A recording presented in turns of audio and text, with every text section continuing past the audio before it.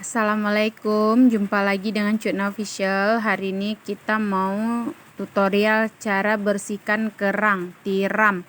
Apalah namanya, ini kalau bahasa Aceh brukreng namanya ya. Ini Cutna udah rendam dia semalaman agar kotorannya tuh keluar semua. Lalu kita cuci yang bersih. Kita akan merebus kerang tersebut. Nah, kita masukkan ke dalam tempat perebusannya. Cutna mau rebusnya pakai api aja karena lebih cepat pakai api ya, sampai cangkangnya terbuka. Ini sudah siap Cutna masukin. Kita masukkan air, tambahkan air itu sampai si kerangnya itu tenggelam ya. Nah, udah Cutna tambahkan air. Sekarang kita taruh di api kayu ya. Dia nggak lama proses perebusannya. Cangkangnya itu mudah terbuka kalau udah kena air panas ya.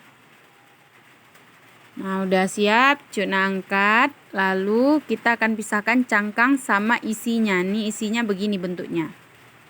Nah, dari sebanyak itu kalian lihat. Nah, segini hasilnya. Sedikit memang. Nah, ini cara bersihkan daging kerangnya ya. Jangan kalian pikir yang hitam tuh semuanya itu adalah kotorannya. Tidak ya bunda-bunda. Tidak semua yang hitam itu kotorannya. Nih, Cutna bakal kasih tahu cara bersihkan kerang ini sama kalian supaya ibu-ibu dan bunda-bunda tahu ya. Kalian belah di tempat yang gemuknya, apa perutnya namanya itu, kalian belah. Lalu di dalamnya itu ada kotoran yang warna agak hijau-hijau. Nah, begini hijau-hijau.